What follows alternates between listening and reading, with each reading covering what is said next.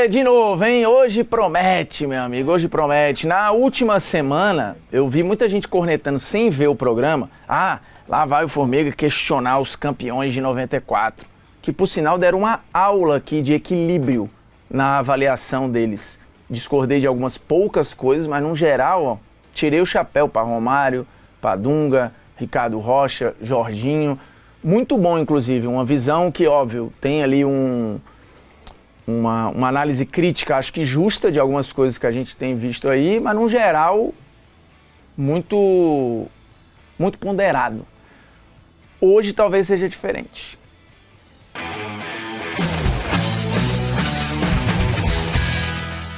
Seguinte, Miller, que fez história no São Paulo, passagens muito importantes pelo futebol italiano, jogou no Japão, campeão do mundo em 94, jogou a Copa de 86 também, a Copa de 90, inclusive como atacante titular, teve passagem pelo Palmeiras, Portuguesa, assim, Cruzeiro, Santos, vários lugares.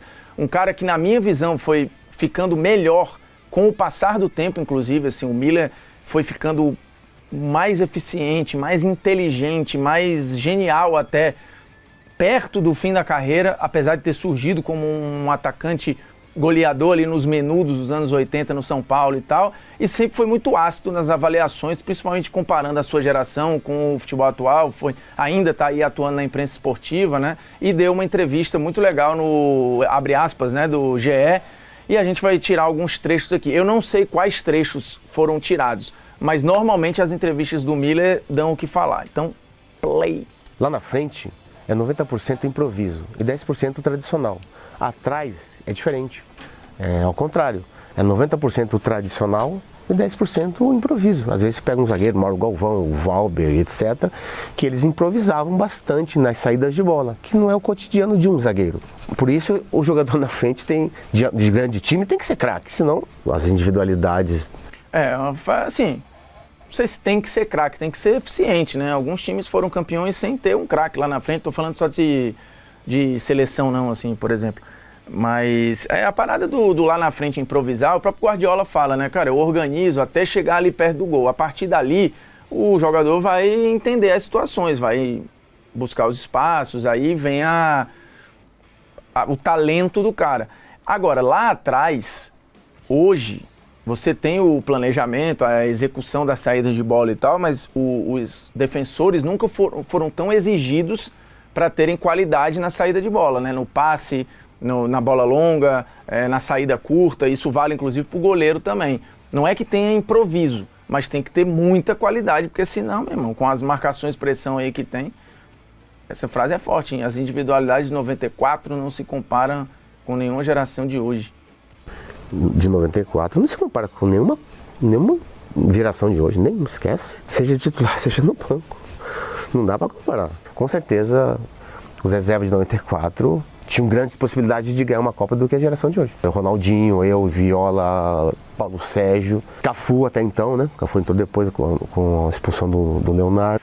Cara, assim, o Ronaldo é outra parada, né? O Ronaldo acho que tá num outro patamar, o Cafu também tá num outro patamar, mas assim, o Paulo Sérgio, o Viola, eu acho que a gente tem caras aí tão bons quanto, não vejo muita diferença não. Ronaldão, acho que a gente produziu vários zagueiros melhores que o Ronaldão depois, inclusive na geração atual acho que a gente tem zagueiros melhores que o Ronaldão, o próprio Marquinhos, o Thiago Silva que tá jogando até hoje é muito mais zagueiro do que o Ronaldão. Acho que o Thiago Silva seria titular na Copa de 94, inclusive, até porque a zaga que foi campeã do mundo era uma zaga basicamente reserva, né? A zaga titular era para ser Ricardo Gomes e Ricardo Rocha, e acabou virando Aldair e Márcio Santos. Márcio Santos na época jogava no Bordeaux. O Aldair, sim, sou fãzaço, tá? Mas o Thiago foi mais zagueiro do que os dois, e principalmente mais zagueiro do que o Márcio Santos, na minha visão. Nós vencemos Copas com individualidade. O Romário sendo protagonista em 94, né? 2002, protagonista o Ronaldinho e o Rivaldo. Individualidade. Porque nós já sabíamos, você reparar um erro ou uma necessidade atrás, é muito mais fácil do que você procurar uma solução lá na frente, hoje. E nas Copas que nós vencemos no passado, não. Atrás estava excelentemente bem, assim como lá na frente. Então, tá tudo certo. Assim nós vencemos as Copas, né? Os treinadores não tinham muito trabalho lá. Mas lembrando que a seleção de 62 e 58, elas tomavam muito gol. A gente não tinha a fama de ter... A gente tinha grandes zagueiros e olhando para trás hoje, eram muito bons. Mas o Brasil não tinha essa fama. O Brasil saiu perdendo as finais e tal. Em 70 eu acho que é o ápice do equilíbrio de todos os setores, assim. E era uma seleção que tinha várias individualidades, mas tinha um coletivo bizarro, muito bom, e com a preparação física muito grande. Eu acho que o nosso problema, às vezes, é achar que tudo era só individualidade. E não era, nem em 62, nem em 58, nem em 70. O Brasil tinha individualidade fantástica, criou o DNA ali, mas eram times muito organizados. Em 58 e 62, com um 4-2-4 muito inspirado no que faziam os técnicos húngaros, por exemplo, justamente para... conseguir absorver todos aqueles talentos. O Nilton Santos fazendo um movimento que dificilmente os laterais na época faziam, o overlapping, né, a ultrapassagem. O Zagallo sendo um ponta que voltava muito para ajudar na marcação. Em 70, o Pelé com esse ponta de lança ali, às vezes até executando um papel de falso 9, o Tostão saindo da área e deixando espaço para o Pelé. O Jairzinho sendo um ponta que, quando o Brasil tinha a bola, o Carlos Alberto funcionava como ala, e o Jairzinho ia jogar de 9. Cara, assim, uma riqueza tática que é, às vezes, esquecida com o tempo e fica, não, a gente só tinha os bons mesmo e não precisava ser organizado. Não, não é verdade. Os times eram muito organizados. Atrás, porque é tanto jogador bom e lá na frente também. E, assim como as peças de reposição. Hoje não. Hoje o Ancelotti olha pro banco e vê quem? É isso. Ninguém. Mas veja bem, os jogadores da seleção brasileira são bons nos seus times. A maioria, em especial Rafinha no Barcelona, Vinícius Júnior no Real Madrid, eles são protagonistas, eles arrebentam no jogo, tá? Aquela coisa toda, tá? Mas nas seleções não jogam. Nas seleções, como você falou, não são protagonistas. Tá, mas aí qual é o problema? Não é falta de talento. É personalidade, é o time que é mal treinado, é as outras seleções que melhoraram, aí precisa encontrar a questão, porque ninguém é pica no Barcelona e no Real Madrid, e no Liverpool, e não sei aonde, e não é bom. Tem alguma questão aí. O meu ponto é dizer, não tem talento. Tem. Esses talentos talvez não desabrochem e sejam equivalentes na seleção. Como na época do Miller, alguns outros caras que eram muito talentosos não jogavam tão bem na seleção. Por exemplo, o Edmundo tem uma história na seleção muito menor do que o talento dele. Marcelinho Carioca, a mesma coisa, e vários outros. O Neto. Eles deixavam de ser bons? Não, eles eram bons. Eles não funcionavam na seleção. Né? O Brasil não tem um time hoje, não tem uma cara. E muitas vezes, quantas e quantas vezes eu vi isso no século passado, na minha época. A gente não tinha uma cara, mas tinha individualidade que fazia muita diferença. O jogador brasileiro hoje, o atacante, ele pedala diante de um lateral e toca para trás. Hoje, se o meia não tocar do meio campo pro goleiro, hoje não é futebol moderno, quer dizer, então, graças a Deus eu não vivi isso, né? Graças a Deus, porque imagina só eu ter que atrasar uma bola para um zagueiro lá do campo de ataque, isso nunca entrou na minha cabeça e na cabeça dos meus contemporâneos da época. A gente não, mano a mano, ou você supera o adversário ou ele vai te superar de alguma maneira. Esse princípio de bola, do drible, né? O jogador perdeu. Foi na categoria de base e o treinador falou pro atacante assim, de beirada, né? O ponta direita, o ponta esquerda, ele falou assim, não. Domina a bola, não dribla não, toca para trás. Vamos recomeçar. O problema é pegar esses episódios e usar como verdade absoluta, né? Eu não sei qual foi o técnico que o Miller viu fazer isso, mas não é isso que acontece. A gente vê vários pontas. O Yamal tá aí para mostrar que essa parada do drible não vai acabar como não acabou. E do Miller para cá, a gente viu surgir vários dribladores e super criativos, né? Depois do Miller, nesse período inclusive já surgia o Denner, aí depois teve Robinho, Ronaldinho Gaúcho, Neymar, Yamal, Messi, o próprio Cristiano Ronaldo, que era extremamente habilidoso e driblador, e vários outros. Quer dizer, se o recomeço é lá atrás, depois de estar lá na frente, quer dizer, eu não entendo muito essas dinâmicas, entendeu? Não entendo e não aceito também. Porém, infelizmente, o nosso futebol hoje brasileiro, falando futebol nosso brasileiro, é assim. Eu acho um absurdo. Mas isso, a geração de hoje acha que é um futebol moderno. Eu acho que é uma neura, eu acho que é um atraso de futebol. Porém, o jogador hoje, você sabe muito bem que ele tem muita força, mas ele pensa pouco. O jogador hoje, ele conduz a bola para passar. Antes a gente dava um tapa para chegar. Diferente. Então são dinâmicas diferentes, né? Hoje o jogador corre para chutar. Antigamente ele ajeitava para bater. E isso vai o quê? Do pensamento, do raciocínio. Cara, a coisa que mais me incomoda nesse discurso aí é que, assim, eu já mostrei aqui o Pelé falando em 66, antes da Copa de 66, dizendo que o futebol hoje está muito físico e tal, porque antes era mais um compromisso com o espetáculo, com não sei o que e tal. Então, assim, o esporte, ele vai te dando mais ferramentas. O esporte é talento e corpo, físico. Você ser só bom e não ter a aptidão física para praticar o esporte não vai te transformar num atleta profissional. Então, qualquer que seja a modalidade e o esporte, você precisa ser talentoso, mas você precisa lapidar este talento com fisicalidade, senão você não será atleta profissional. E isso exige treino, recuperação, explosão e várias outras valências. O futebol profissional, e por uma questão óbvia, ele foi caminhando, os jogadores foram ficando mais fortes, mais rápidos, a parte da saúde foi dando mais longevidade para os jogadores, né? A recuperação ficou mais rápida, a prevenção de lesão. Então, assim, o Miller, ele era mais forte, na média, do que os jogadores dos anos 70. O jogador dos anos 70, sei lá, o Paulo César Caju, já era mais forte do que a média dos jogadores dos anos 50. E isso é normal. Não quer dizer que o Miller ia ouvir de um cara que jogou nos anos 70 e falar, tá vendo? O cara hoje só corre. Ele corria, mas ele pensava muito. E dava assistências maravilhosas, como vários fazem hoje. O Messi corre com a bola e corre pensando 1 milhão de vezes ali. O Ronaldinho, que já jogava com o Miller lá na Copa de 94, que é a maior fusão moderna de genialidade com um físico absurdo. Quer mais união entre genialidade e físico absurdo que o próprio Pelé. Então, assim, esse discurso, para mim, ele é muito lugar comum. De você querer diminuir o jogador porque ele é muito físico. Sim. O jogador hoje, como tem muita força, né, o cérebro dele é de passarinho, ele não pensa muito. Então, infelizmente, a gente vê hoje no Brasil o protagonista ser a força. Olha, o Neymar, poxa, é tão fácil falar do Neymar, porque em que sentido?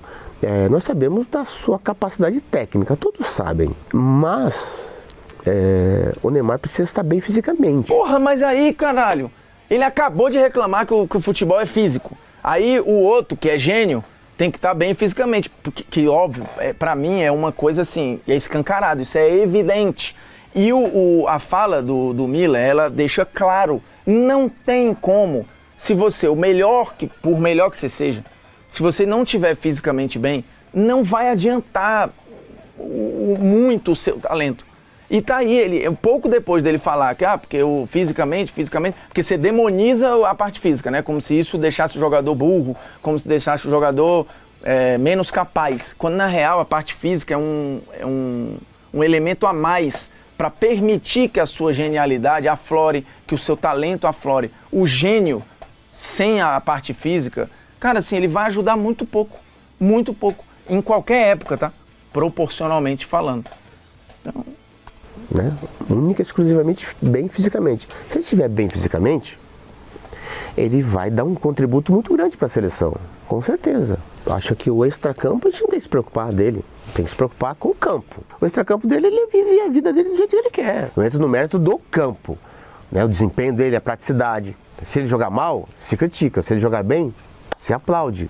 Né? E na maior parte das vezes, se ele estiver bem fisicamente, com certeza ele vai jogar bem, com certeza ele vai ajudar a seleção brasileira, o Santos, o seu time que ele estiver jogando, né? Agora, são várias coisas táticas, técnicas, que são diferentes, são distintas, né? Tipo assim, se o Neymar de hoje jogar perto da área, eu acho que tem grandes possibilidades de ele ser um protagonista da Copa, né? Mas é difícil ele assimilar isso na sua cabeça, porque ele sempre foi um grande jogador, um protagonista, partindo do meio campo e ultrapassando os adversários e chegando na cara do gol. Ele sempre fez isso. Sua principal característica foi essa, que revelou no Santos. E hoje esse Neymar não existe mais, né? Depois de mais de 10 anos. Então acho que se ele chegar bem fisicamente no Mundial e jogar perto da área, ele tem grandes chances de ser um protagonista da Copa. Veja bem, a partir do Jorge Jesus aconteceu essa avalanche de treinador estrangeiro, seja europeu, seja sul-americano, né? É bem verdade que o futebol argentino você não vai ver nenhum treinador brasileiro. E o treinador brasileiro acha que tem que copiar o estrangeiro que está aqui, que vem, tem mais paciência. Já teve técnico brasileiro na Argentina, né? Mas tudo certo. E eu acho que o Jorge Jesus faz parte de um processo, né?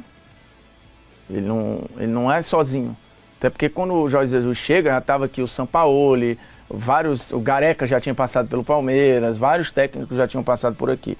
É que ele acho que eleva a parada a um outro nível, né? E eu falei aqui, nos anos 50, o futebol brasileiro tinha técnico húngaro aqui que influenciou a seleção brasileira. Treinou o Flamengo, treinou o São Paulo e tal. Então, claro que agora é uma questão de grana, de globalização, de acesso ao mercado, isso aumenta e tal. Mas não vejo problema nenhum nisso. Você tem mais confiança da diretoria, etc, etc. E ele acaba ficando para trás, né? Os europeus pegam as coisas boas nossas e levam, né? E nós pegamos as coisas ruins dos europeus e trouxemos para cá. Infelizmente é isso. O time de base hoje tem treinador estrangeiro. Não sou contra treinador estrangeiro, até porque o Abel, para mim, é o melhor treinador estrangeiro do Brasil hoje. E é um grande treinador. Eu sou contra o treinador ou jogador estrangeiro vir e não fazer nada. O que o São Paulo deixou de legado, já que essa palavra é tão famosa hoje? O que o São Paulo deixou de legado para o nosso futebol? O que o Caixinha deixou de legado para o nosso futebol? O que o Cudê deixou de legado para o nosso futebol? Nada! Não deixaram nada. São treinadores medianos. E a gente dá uma grande pompa para eles, achando que eles... O São Paulo chegou naquele super Flamengo, que até hoje, para mim, é o melhor time da Sul-América, é o Flamengo. Ele chegou nesse super time do Flamengo e não fez nada. Ele só ficava andando para lá e para cá na beira do campo. Quer dizer, o que ele deixou de bom? Mas aí, pô, dito isso, o Tite, que eu sou fã, também passou pelo Flamengo e não fez nada, e não deixou nada também. E aí invalida o trabalho do Tite? Ou o que é o Tite como treinador? Não, acho que não. Bom, deixou uma herança maldita, né, de ter que pagar a multa rescisória dele, só isso. O Vitor Pereira, que hoje é protagonista na Inglaterra, o que ele fez de bom no Flamengo e no Corinthians? Nada. Então eu não bato palmo para esses treinadores ruins que nós tivemos aqui, vimos. O Abel sim tem que aplaudir, que o Abel é um grande treinador, ele entrou dentro da cultura do nosso futebol, aprendeu o nosso futebol, conheceu o nosso futebol e por isso que hoje ele está há 5 anos aí sendo protagonista e ganhando títulos importantes. Parabéns para o Abel é um excelente treinador. Gostaria de ter o Abel na seleção brasileira, mas que nem o Abel, Vojvoda aí você vai baixando, Vojvoda no Fortaleza, aí você vai olhando quem mais tem, não tem. Então eu não vejo assim que os nossos treinadores brasileiros estão abaixo desses que eu acabei de citar. Mas reconheço também que os nossos treinadores brasileiros precisam crescer mais. Isso aí, precisam esse é o ponto. A gente culpa despertar. A gente culpa os gringos e esquece que, cara, tem que preparar melhor os caras daqui. Mas acho que tá vindo uma geração muito boa aí, já falei algumas vezes, né? O dirigente brasileiro tem essa paixão pelo treinador estrangeiro. Pega um estrangeiro desde que seja bom e venha fazer a diferença. Pega-se um estrangeiro jogador desde que venha fazer a diferença. Hoje pode 9 jogadores brasileiros jogar em um time do Brasil. 9. O São Paulo tem 9 estrangeiros. E um pior que o outro. É excessivo. É esse comentário aí que gerou o Arboleda criticar o Milan, né? Porque o Arboleda é um deles. O Caleri é um desses caras. Eles são caras que, pô, já contribuíram muito pro time do São Paulo. O Arboleda é um dos ótimos zagueiros do futebol brasileiro, desde que basicamente ele tá aí. Aí é que eu acho que o Milan às vezes passa do ponto, entendeu? Porque eu acho que vai beira quase o desrespeito aos caras. Era 6, parece. Os clubes brasileiros pediram para a CBF jogar para 9. Quer dizer, aí quem prejudica? A base. O Zubeldia não gostava de jogador jovem. Tanto é que ele relutou. Só colocou os jovens quando machucou todo mundo. Já no final do seu trabalho. Quantas vezes, quando eu jogava no São Paulo, eu chegava pro treinamento assim, de sexta para sábado virado, da noite. E treinava normalmente, acabava o treino, almoçava e dormia a tarde toda. E depois no outro dia, no domingo, estava totalmente recuperado. Não mudava muito assim, o desempenho dentro de campo por conta da juventude. O metabolismo muito acelerado, você recupera rápido, né? Diferente de um jogador de 40 anos, ou 45, o que seja. Quantas e quantas vezes, né? Eu ficava uma semana sem treinar e chegava no domingo fazia 2 gols. Então, você vê que não tinha nada a ver o extracampo com a prática. Mas aí o que ele está cultuando isso aí, qual é o ponto que eu não entendi? Inclusive esses dias, acho que o Miller estava falando em algum lugar e falando, não acredito na ciência. Esse negócio de dizer, tem que poupar o jogador porque ele vai estourar, porque ele vai isso, porque ele vai aquilo. Aí soma com esse culto a dizer, não, o extracampo não influencia, não sei o quê. E ele acabou de citar o metabolismo, porque quando o cara era mais novo, ele recupera mais rápido. Isso é ciência, inclusive, né? Porque se o teu metabolismo tiver uma merda, cara, não interessa se tu é gênio, se tu não é gênio, tu não vai conseguir se recuperar. E aí o teu desempenho vai pro espaço. Prática dentro de campo. Hoje conta bastante, porque o futebol é muita força, né? Muita força. Então, o jogador, se não tiver força hoje, ele não joga, né? Ele é superado pelo adversário. O meu irmão me encheu o saco para ser treinador. Pô, você é inteligente, tá, etc, aquela coisa. Vai ser treinador. Eu falei, tá bom, tá, vamos. Só que como eu não tenho paciência com jogador ruim, eu não vou jamais fazer o jogador fazer o que eu fazia. Jamais. Porque hoje a cabeça do jogador mudou. Hoje você fala pro jogador, imagine só, um treinador das antigas, chamando a atenção de um jogador, falando palavrão, aquela coisa toda, ele vai te processar. Sério moral. E antigamente a linguagem do futebol sempre foi normal. O treinador vomitava na tua cabeça, porra, aí que eu jogava mais, aí que eu ia mesmo. Hoje não pode fazer mais isso.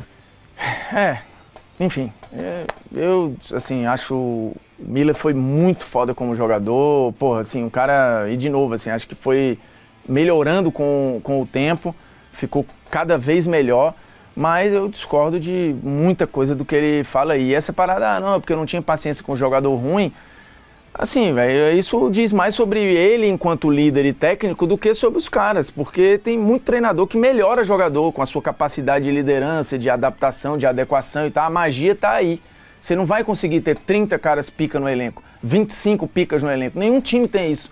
Nenhum time vai ter só fora de série. Você vai precisar dos operários, você vai precisar do cara que vai correr pra você, pro gênio jogar, vai precisar carregar piano e tal. Então, assim, e o Miller jogou com carregadores de piano na seleção, no Palmeiras, ele tinha os caras que corriam pra ele no São Paulo, em vários cantos.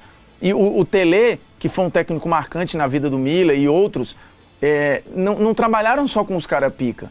Então, assim, vem esse argumento do... Pô, eu não sei, será que o Miller pode ter sido um grande jogador e realmente podia não ser um grande técnico, como vários não foram. Assim, o Pelé nunca foi treinador, o Maradona foi um técnico horrível, e isso não diminui em nada o que o Maradona foi como jogador. Eu acho difícil que o Messi seja um grande treinador, e isso não vai mudar em nada o fato dele ter sido um cara pica como jogador. O Ronaldinho Gaúcho não virou técnico, o Ronaldo não virou técnico. Isso não tem problema nenhum. E às vezes o cara que não foi um grande jogador vira um técnico foda, como aconteceu com o Filipão, com o Luxemburgo, com vários outros jogadores. É isso. Até a próxima, viu? A produção dessa vez foi firme no recorte, viu?